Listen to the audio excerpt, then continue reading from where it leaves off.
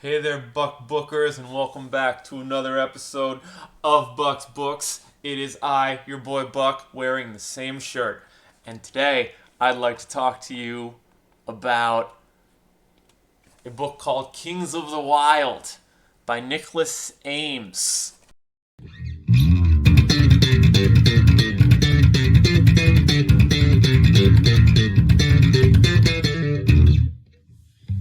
This book came highly recommended by all of the same websites that recommend me all the books that I wind up not liking. And this book was pretty okay. I'm gonna say that. It was okay.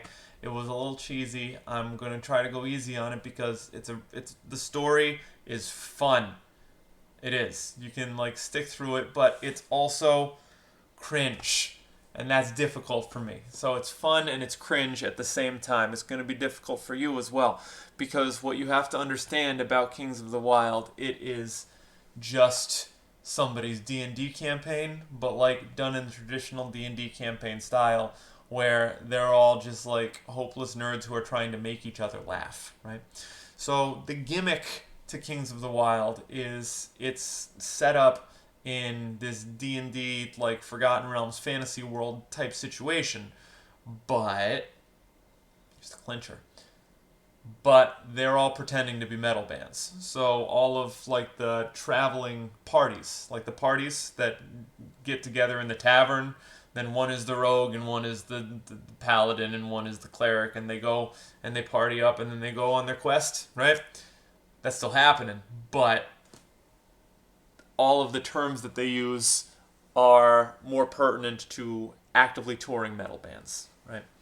And so that's what they do. They go like they used to go on tour, which is when they would go and do crawling in dungeons, but now they just go and play these huge arenas, and in the arenas they just fight trolls, and that's what it is.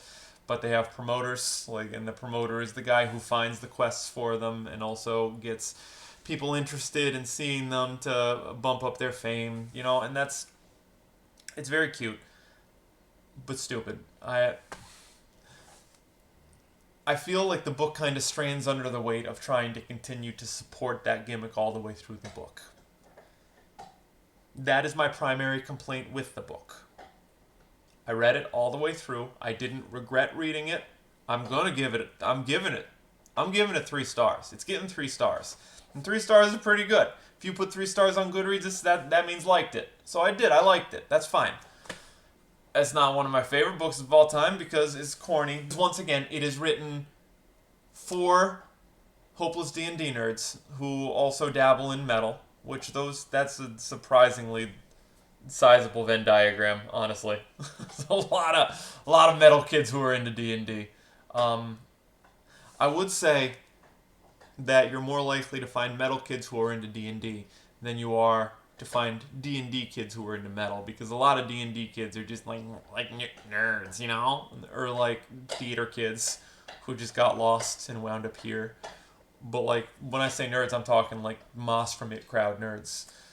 Whereas the ones who are into metal got into metal because it's about elves and demons and dragons and Satan. And all the majority of those themes also show up in high fantasy literature and role playing games otherwise. So there's going to be a huge overlap there. Great example of that. A great illustration of all of these concepts is a cheesy stoner comedy called Knights of Badassdom, starring Peter Dinklage and a bunch of people that you haven't really heard of.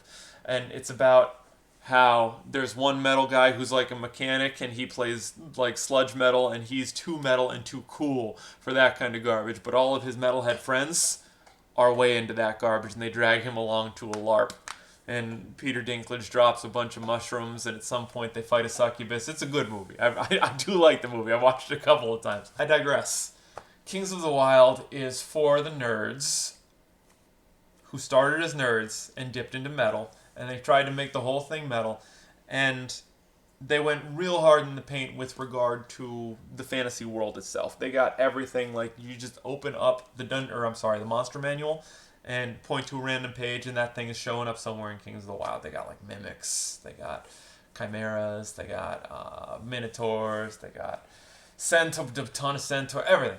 Everything's showing up. Ever just any generic Gerblins, any generic fantasy villain from any random MMO that's come out in the past 20 years is showing up in Kings of the Wild. And that made the book it weighed it down a little, I think.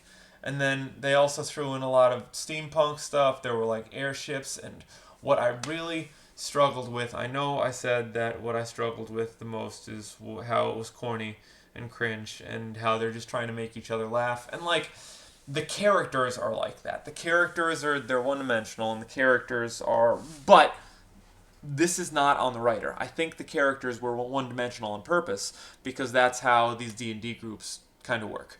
One or two of them have personalities, and the others are just sort of piles of certain responses. There's the horny bard, and there's the goofy wizard, the absent-minded wizard, and that's his whole thing.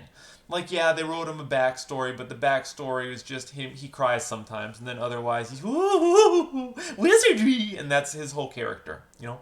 So all of this is going on throughout the book, and there are only really two characters that have character arcs, and that's the main character, who is the everyman. He's just this gruff, generic Viking warlord who typically, that's my jam. Those are the kind of books that I like to read. Like, I have read the book about the old grizzled Viking war chief who has to get the band together for one more war, and I have read dozens of that book over and over again, in different iterations, since probably 2009, when Vikings became really big because of both Skyrim and Game of Thrones, right? So, and that's great. I love it. I love it every time. Every time, like, none of them are mind-blowing, but every time one comes out, it's good again, and I like it again, right? So, that's a good character archetype to start with.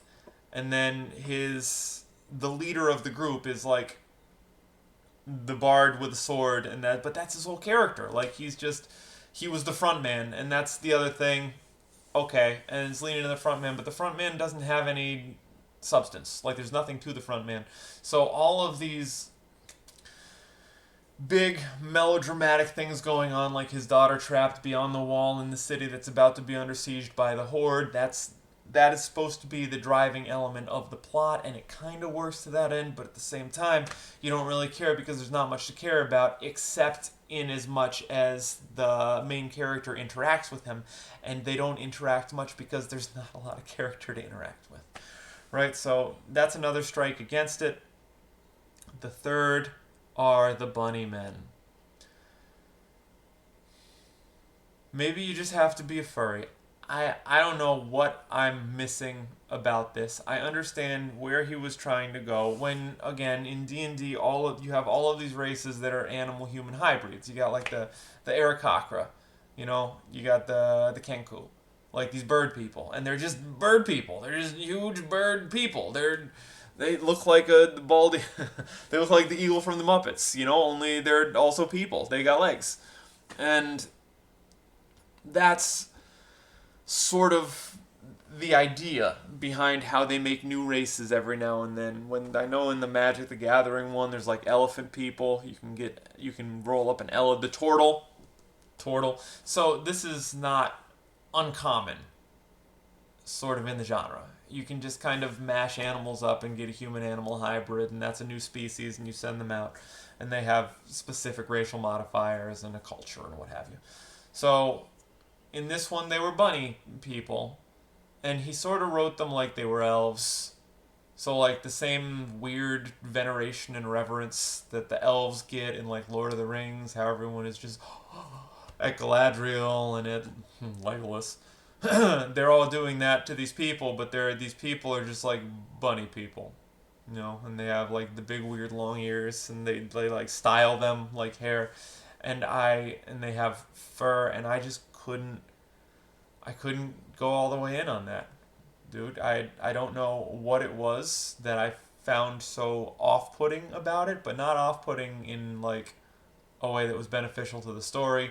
I don't think it was the Donnie Darko thing. I don't think this was a Donnie Darko situation.